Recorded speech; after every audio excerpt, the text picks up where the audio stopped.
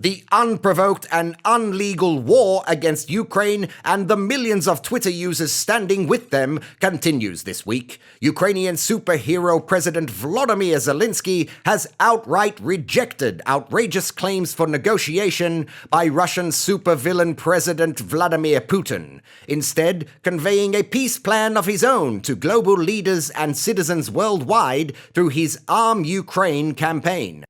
The elegant plan simply requires as much money and lethal military aid as every nation on Earth can provide, for an indefinite period, while dismissing any Russian involvement at any cost. Rupert Holsworthy has more. Wearing his trademark and extremely well-worn army green t-shirt, the Ukrainian comedian turned president refused Vladimir Putin's ultimatum for an immediate end to the war.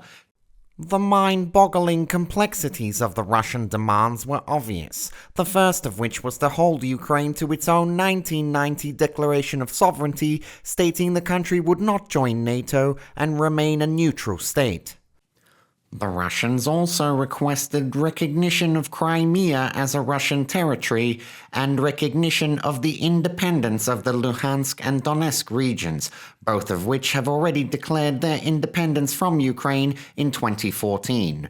But Mr. Zelensky would not yield, claiming the Russian president needed to stop living in the informational bubble without oxygen. I think that's where he is. A retort Ukrainian translators were confident would surely send Mr. Putin into an irreversible despair. But sharp wit and classic good looks are only part of Mr. Zelensky's plan to restore peace to the region, the 44-year-old president taking to social media to implore world leaders to continue sending billions of dollars in military aid as part of his Arm Ukraine campaign. Ukraine needs weapon supplies. Multiple launch rocket systems, armored vehicles, tanks, air defense systems, Buk or Western equivalents. Military aircraft must have. Freedom must be armed better than tyranny. And it appears to be working. The US alone chipping in $54 billion in aid to Ukraine, more than 3 times the amount of every other member of the EU combined. Rupert Holsworthy, INN News. We cross live now to Kyiv and INN's Ukrainian correspondent Cody Bootliner. Cody, are you safe there? Oh, thanks, Brian. Yeah, it's pretty scary over here at times, but I did just get Angelina Jolie's autograph. Well, we commend you for your bravery, Cody. Can you share with our audience what it's been like to be a journalist on the ground in Kyiv at the moment? Yeah, well, it's like war, you know. It's pretty bad in some regions or something, but like here, I mean, I had to get up early for breakfast with Sean Penn, and then my interview with Ben Stiller was cancelled because President Zelensky and his wife were doing their Vogue photo shoot in the same building, so it's pretty crazy, but I got to see Bono and The Edge from U2 perform 2 nights ago, so yeah, that was pretty rad. And have you seen the impact that foreign aid packages are having yet? We understand funding tracker DVEX has claimed around $100 billion was sent to Ukraine between February and June this year. Is it making a big difference on the ground?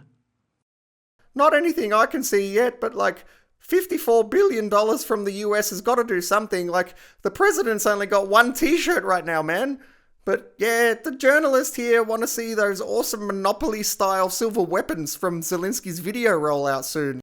Well, he's certainly earned a monopoly over the hearts and minds of people around the world, Cody. Yeah, most other countries don't get big Hollywood stars and 24-hour coverage to their wars, but to Zelensky's credit, he's out there at the Grammys and the film festivals making sure people know there's a war going on, and that they need as much money as possible. And like, who cares about Russia, man? They're not even in NATO, and it's cold and weird there, and people have got those hats.